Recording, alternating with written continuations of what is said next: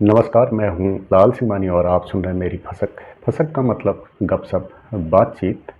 तो आज जो फसक मैं आपके साथ साझा करने जा रहा हूँ वो है शिक्षक दिवस पर।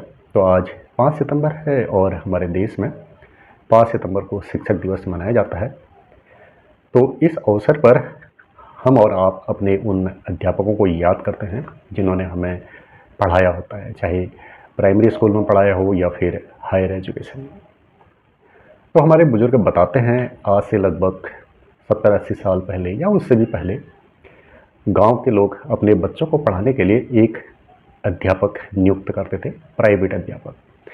उस अध्यापक को तब घर पंडित बोला जाता था। और आपको याद होगा लगभग 35-40 साल पहले हम और आप स्कूल में अपने अध्यापकों को पंडित जी ही बोलते थे। पंडित जी नमस्कार। तो उस ज़माने में जो घर पंडित रखे जाते थे उनकी तनख्वाह गांव के लोग मिलजुल कर आपस में चंदा करके देते थे, क्योंकि स्कूल बहुत दूर होते थे। कई बार लोग अपने बच्चों को पढ़ाने के लिए अपनी रिश्तेदारी में भेज देते थे। जो घर पंडित होते थे वो छोटे छोटे बच्चों को अक्षर ज्ञान कराते थे। जब बच्चे कुछ बड़े हो जाते थे तो उनका एडमिशन किसी प्राइमरी स्कूल में कर दिया जाता था। लगभग 20-25 गाँवों के बीच में एक प्राइमरी स्कूल होता था। तो उस ज़माने में प्राइमरी स्कूल में बहुत ज़्यादा बच्चे पढ़ते थे और अध्यापक उस हिसाब से कम होते थे और बच्चों में कोई ख़ास कंपटीशन भी नहीं होता था। उस ज़माने में स्कूल के बच्चों की कोई ड्रेस भी नहीं होती थी, जिसे जो मिल गया पहन के स्कूल चला गया। और जिस बच्चे में सीखने की लगन हुई वो आगे बढ़ता था, अन्यथा ज़्यादातर बच्चे थोड़ा बहुत अक्षर ज्ञान के बाद स्कूल छोड़ देते थे। और हमारे बुजुर्ग बताते हैं लगभग 60-70 साल पहले बच्चों की 10-12 साल की उम्र में शादी कर दी जाती थी। तो जो उस ज़माने के अध्यापक होते थे उनको घर पंडित कहते थे। उसके बाद प्राइमरी स्कूल खोले गए। तो उस ज़माने में 1 से लेकर 4 तक, कक्षा 1 से 4 तक की शिक्षा को प्राइमरी एजुकेशन बोलते थे और कक्षा 5 से 7 तक की शिक्षा को मिडिल स्कूल बोला जाता था। तो उस ज़माने में लगभग आज से 60-70 साल पहले या उससे पहले सरकार मिडिल पास व्यक्तियों को अध्यापक के रूप में नौकरी में रखते थे। और कई बार सरकार युवकों को उम्मीदवारी के रूप में भर्ती कर लेती थी, यानी एडहॉक टीचर के रूप में उनको उम्मीदवारी वाला अध्यापक बोला जाता था। और उन अध्यापकों को सरकार बाद में जब उनकी बारी आती थी, जब उनको ट्रेंड किया जाता था, तब परमानेंट करती थी। यानी जो उम्मीदवारी में सरकार जिन अध्यापकों को स्कूल में एडहॉक में नियुक्ति करती थी उनको सरकार अपने खर्चे पर बाद में ट्रेनिंग कराती थी। 1970-80 के आसपास या उससे भी पहले जो बच्चे स्कूल जाते थे कक्षा 1-2 में, उनके पास लिखने के लिए क्या होता था, यानी वे किस चीज़ में लिखकर अभ्यास करते थे। आपका जवाब होगा आपके पास उस ज़माने में लकड़ी की एक पट्टी होती थी। सिंपल भाषा में उसे लकड़ी की पाटी बोलते थे। और उस लकड़ी की पाटी को आप तवे से या केतली से जो कालिख निकलती थी उसको हम मोसा बोलते थे, मोसे से मिटाया जाता था। और जो लकड़ी की पट्टी होती थी सूख जाती थी तो उसमें लोड़े से, जिससे मसाले पीसते हैं, उससे घोटा लगाया जाता था और इस तरह जो पाटी होती थी वो चमकीली हो जाती थी, चमकती थी। और साथ में होता था एक कमेट की दवात। आप लोगों को पता होगा कमेट कैसा होता है। ये लगभग दूधिया मिट्टी होती थी। इसको किसी खान से हमारे बड़े भाई लोग खोद के लाते थे और हमारे स्कूल की जो दवात होती थी उसमें कमेट भिगाया जाता था और उसी के जो लिक्विड होता था उससे हम कक्षा 1-2 में अपनी लकड़ी की पाटी में लिखते थे। अच्छा, उसमें जो सीधी लाइन खींचते थे उसके लिए आप किस चीज़ का प्रयोग करते थे? तो मुझे जहाँ तक याद है, हम छोटे बच्चों के जेब में एक धागा होता था, उसे हम रूल बोलते थे। हर बच्चे के जेब में एक रूल होता था और स्कूल में पहुंचने के बाद कमेट की दवात में उस रूल को डुबाकर अपनी पार्टी में सीधी सीधी लाइनें खींच लेते थे। हमसे नहीं हो पाया तो बड़े बच्चे खींच देते थे। उसके बाद अध्यापक हमारी पार्टी में ओवा को या गिनती लिखते थे। वे स्वर व्यंजन नहीं बोलते थे, ओवा को ही बोलते थे या फिर 1-2 लिख दो बोलते थे। और इस तरह हमारी पूरे दिन भर की पढ़ाई होती थी।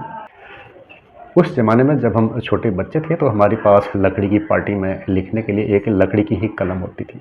जो बड़े बच्चे होते थे वे कॉपी में लिखते थे और वे भी लकड़ी की ही कलम से लिखते थे। उनके पास एक स्याही की दवात होती थी। कई बार वे स्याही की टिकिया को खोलकर अपने लिए स्याही बनाते थे। स्याही की टिकिया बाज़ार में मिलती थी और हमारे पुराने बुजुर्ग बताते हैं वे स्याही लोकल में पाई जाने वाली किसी घास को सुखाकर उससे बनाते थे। तो उस ज़माने में हमारे जो अध्यापक होते थे, मुख्य रूप से हेडमास्टर, उनके पास एक चाकू होता था, फोल्डिंग वाला चाकू। और जब बच्चों की कलम खराब हो जाती थी या पेंसिल टूट जाती थी तो प्रधानाध्यापक अपनी चाकू से कलम की कद बनाते थे या बच्चों को उनकी पेंसिल छील कर देते थे। तो उस ज़माने में जो हमारे अध्यापक थे वो बहुत अच्छे, बहुत सज्जन लोग होते थे, काफ़ी दयालु, परिश्रमी। जिस स्कूल में मैं पढ़ता था उस स्कूल में पीने के पानी की कोई व्यवस्था नहीं थी, इसलिए हम छोटे बच्चे बोतल और लोटे में, साथ में केतली में भी किसी पानी के स्रोत से पानी भर कर लाते थे और दिन में अपने अध्यापकों के लिए चाय बनाते थे। जिस प्रकार आजकल कक्षा 10 और 12 की बोर्ड परीक्षा होती है, उन दिनों जब हम पढ़ते थे 1970-80 के आसपास या उससे और भी पहले कक्षा 5 और 8 की बोर्ड परीक्षा होती थी और उन दिनों कक्षा 1 से 8 तक भी बच्चे फेल हो सकते थे। तो फेल होने का बड़ा डर होता था, इसलिए जो हमारे अध्यापक होते थे वो कक्षा 5 और 8 के बच्चों पर खूब मेहनत करते थे। मुझे याद है हमारी कक्षा 5 की बोर्ड परीक्षा की सभी क्वेश्चन पेपर एक ही दिन में संपन्न हो गए थे और शाम होते होते हमारे अध्यापकों को अपने स्कूल का रिजल्ट पता चल जाता था। दूसरे दिन आकर वे हमें रिजल्ट बताते थे। आजकल सभी प्राइमरी स्कूल्स में बच्चों को बैठने के लिए कुर्सियाँ उपलब्ध हैं या स्टूल टेबल उपलब्ध है, लेकिन जब हम पढ़ते थे तो हमारे पास बैठने के लिए सिर पे टाँट पट्टी होती थी और जाड़ों के सीज़न में बहुत जाड़ा लगता था। जिस जगह हमारा प्राइमरी स्कूल था वहाँ लगभग 1:30-2 बजे छाया आ जाती थी, काफ़ी ठंड लगती थी। जिस स्कूल से मैंने कक्षा 5 पास किया उसकी छत में पहले पत्थर लगे हुए थे, पत्थरों से छत छाई गई थी, लेकिन बाद में सरकार से कुछ ग्रांट आई और स्कूल की छत में टिन लगा दी गई, क्योंकि जब छत में पत्थर थे तो स्कूल की छत चूती थी। टिन लगाने के बाद स्कूल की छत का चूना तो बंद हो गया, लेकिन जैसे ही छाया आ जाती थी, बादल आकाश में छा जाते थे तो टिन ठंडे होते थे और ठंडे होने से वे चटकने लगते थे। मेरे गांव का स्कूल मेरे गांव से लगभग 1.5 किलोमीटर दूर जंगल के बीच में स्थित था और जब छुट्टी होती थी हम सारे बच्चे पहले घर कौन पहुंचता है इस होड़ में बहुत तेज दौड़ लगाते थे। आजकल बच्चों को स्कूल में खाने के लिए मिड डे मील मिलता है, लेकिन जब हम पढ़ते थे तो हमें स्कूल में खाने के लिए लंच में कुछ नहीं मिलता था। बच्चे अपने घर से मौसमी फल ले आया करते थे और उन्हें आपस में बांट कर खाते थे। कुछ बच्चे कभी कभार भुने हुए चावल ले आते थे, उनमें थोड़ी सी चीनी मिला ली, और जिस सीज़न में गेहूं तैयार होता था उस सीज़न में कुछ बच्चे ऊमी ले आते थे। ऊम के बारे में आप जानते होंगे, क्या आपने अपने बचपन में ऊमी खाई है? मैंने ऊम कई बार खाई है। ऊम को गेहूं के कच्चे दानों को आग में भून कर तैयार किया जाता था और बच्चे इसे जब भूख लगती थी बड़े चाव से खाते थे। हमें पढ़ाने वाले गुरुजी हमारे ही गांव में रहते थे, उनका डेरा हमारे ही गांव में था और गांव में जब कभी कोई पूजा पाठ हो, शादी बारात हो या फिर कोई दूसरा आयोजन हो, उन्हें अवश्य निमंत्रण दिया जाता था और वे काफ़ी मिलनसार थे। हर काम में गांव वालों के साथ घुल मिलकर रहते थे, हाथ बटाते थे। कक्षा 5 पास करने के बाद मैंने इंटर कॉलेज में एडमिशन लिया। मैंने इंटर कॉलेज में जाकर देखा, वहाँ हमारे पास बैठने के लिए कुर्सियाँ थीं और हमें पढ़ाने के लिए अलग अलग अध्यापक आते थे। हर अध्यापक अलग अलग विषय पढ़ाते थे और विद्यालय में लगभग 400-450 बच्चे थे। हमें गंगाधर जोशी नामक अध्यापक गणित पढ़ाते थे, वही हमारे कक्षा अध्यापक थे। वे गणित काफ़ी रुचिपूर्ण तरीके से पढ़ाते थे, ऐसा लगता था कि ये गणित पढ़ाते ही जाएं। एक बार गणित का पीरियड किसी दूसरे अध्यापक को आवंटित कर दिया गया, तो बीच में एक दिन प्रधानाचार्य हमारी कक्षा में आए और उन्होंने जानना चाहा कि दूसरे अध्यापक गणित कैसा पढ़ाते हैं। बच्चों की बात को मानते हुए उन्होंने गणित फिर से गंगाधर जोशी जी को दे दिया। गंगाधर जोशी हमें कृषि विज्ञान भी पढ़ाया करते थे। मुझे याद है एक बार उन्होंने हमें कंपोस्ट खाद बनाने की विधि, गोबर की खाद बनाने की विधि लिखाई और प्रश्न लिखाने के बाद वे हम बच्चों के बीच कंपटीशन करा देते थे कि इस प्रश्न को पहले याद कौन बच्चा करता है। तो कई बार उस प्रश्न को मैं पहले याद करता था, कई बार सुरेंद्र पांडे या कई बार करण पहले याद कर लेता था। हमारी प्राइमरी स्कूल में व्यायाम की कक्षाएं तो नहीं लगती थी, लेकिन इंटर कॉलेज में जाने के बाद मैंने देखा वहाँ हर दिन हमारी व्यायाम की कक्षा लगती थी। व्यायाम की कक्षा 8वें पीरियड में लगती थी और 8वें पीरियड में आने तक भूख लग जाती थी। 8वीं पीरियड में व्यायाम करना बिल्कुल अच्छा नहीं लगता था। इंटर कॉलेज में जिस वर्ष मैंने कक्षा 7 की परीक्षा पास की, उस वर्ष हमारे प्रधानाचार्य ने कॉलेज टॉप करने वाले पहले छात्र को 25 रुपया नकद दिया और दूसरे स्थान पर आने वाले छात्र को यानी मुझे 15 रुपये नकद इनाम दिए। बाद की कक्षाओं में पढ़ने के दौरान उस इंटर कॉलेज में एक सख्त स्वभाव के अध्यापक आ गए। उनके सुझाव के आधार पर विद्यालय में जो कोई भी छात्र परीक्षा में नकल करता हुआ पकड़ा जाता था, उसे 0 नंबर दिया जाता था। परीक्षा कराने के लिए हमारे कक्षा के छात्रों की बैठक व्यवस्था खुले मैदान में की गई। मेरी स्याही की दवात खुली थी और वहाँ से गुजर रहे गुरुजी से मेरी स्याही की दवात में ठोकर लगी और सारी स्याही गिर गई।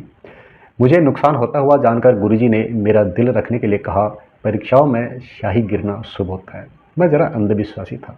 उसके बाद हर वर्ष परीक्षाओं की बैठक व्यवस्था के दौरान मैं अपनी सीट पर कुछ स्याही गिरा देता था और ये मानता था कि मेरी परीक्षाएं अच्छी जाएंगी। मैं आपके साथ फसक लगा रहा था। कक्षा 1 से 5 तक लिखने के लिए हमारे पास लकड़ी की कलम होती थी और कक्षा 6 में लिखने के लिए हमें पहली बार होल्डर और जी निब मिला। होल्डर से हिंदी लिखते थे और जी निब से इंग्लिश लिखते थे। ऐसा माना जाता था कि बच्चे अगर फाउंटेन पेन से लिखेंगे तो उनकी हैंड राइटिंग खराब हो जाएगी। तो जो होल्डर होता था उसकी कट बनाने के लिए यानी उसकी कट सही करने के लिए, उसकी निब सही करने के लिए उसे किसी पत्थर पर घिसना होता था। प्राइमरी स्कूल में पढ़ने के दौरान मुझे 2 से 20 तक पहाड़े अच्छी तरह याद हो गए थे। हमारे गुरुजी पहाड़ों पर बहुत मेहनत करते थे। सुबह और शाम 2 बार पहाड़े पढ़ाए जाते थे और शाम के समय स्कूल से पहाड़े पढ़ने की आवाज़ हमारे गांव तक सुनाई देती थी और गांव वाले कहते थे, अब स्कूल में छुट्टी का टाइम हो गया है। अगर आप अपने बुजुर्गों से पूछें कि उनके ज़माने में स्कूल में क्या क्या पढ़ाया जाता था, तो वे आपको ज़रूर बताएंगे कि उनके ज़माने में अद्धा पौवा डेढ़ो ढाम पढ़ाया जाता था।